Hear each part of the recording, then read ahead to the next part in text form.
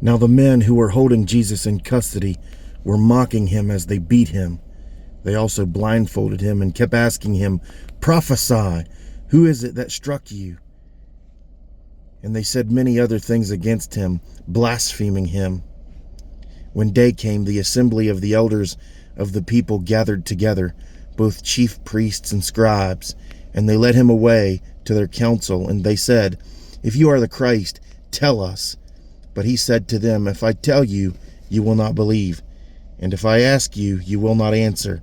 But from now on the Son of Man shall be seated at the right hand of the power of God."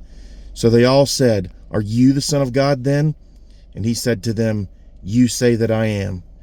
Then they said, "What further testimony do we need? We have heard it ourselves from his own lips."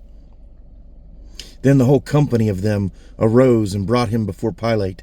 And they began to accuse him, saying, "We found this man misleading our nation and forbidding us to give tribute to Caesar, and saying that he himself is Christ, a king." And Pilate asked him, "Are you the king of the Jews?" And he answered him, "You have said so." Then Pilate said to the chief priests and the crowds, "I find no guilt in this man."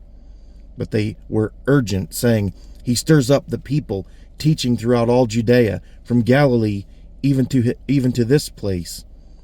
When Pilate heard this, he asked whether the man was a Galilean. And when he learned that he belonged to Herod's jurisdiction, he sent him over to Herod, who was himself in Jerusalem at that time. When Herod saw Jesus, he was very glad, for he had long desired to see him, because he had heard about him. But he was hoping to see some sign done by him. So he questioned him at some length, but he made no answer.